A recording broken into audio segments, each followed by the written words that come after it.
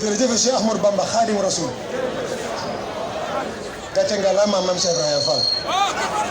ñun même sant Cheikh Ibra sant Serigne Touba daa ëpp si ñun ndax bu doon Cheikh Ibra duñ xam Serigne Touba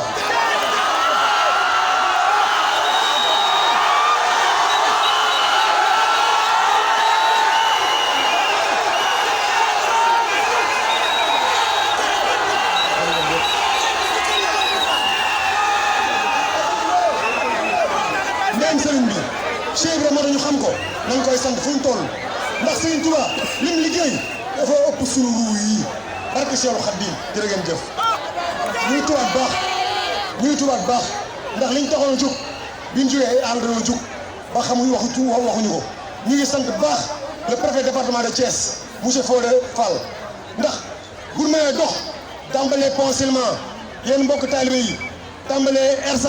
yéen mbokk taalibe yi tàmbalee Mbour 1 dox si digg tali bi mu jox ñu ay alkaati jox ñu auto police lépp ñu di escorté kon bu ñu war nañ koo sant bu wér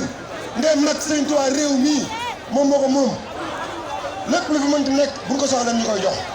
waaye nag dafa si ak jàppandal Serigne Touba Abdoulaye dañu wax ne waaw góor li muy ndaw ndaw ku deful dara doo ko dégg kon Serigne Fodé Fall jërëjëf di sant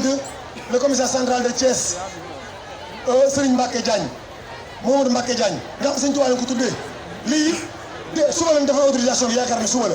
waaye tey suba la xëy woo ma saa date bi joxaat ma ko tey 4 heures na ma demal di sant baax le commandant corps urbain chef Mbaye sant nañ ko bu wér a wér di sant mbokk taalibe yi waaye nag di beral ak cant sëñ Mouhamadou Sy ak sëñ jëruñu Aline Diop mii ndax mbooloo mii buñ xalaatee rek yam ca fu mu toll tey jii ñoom ñii seen mbir la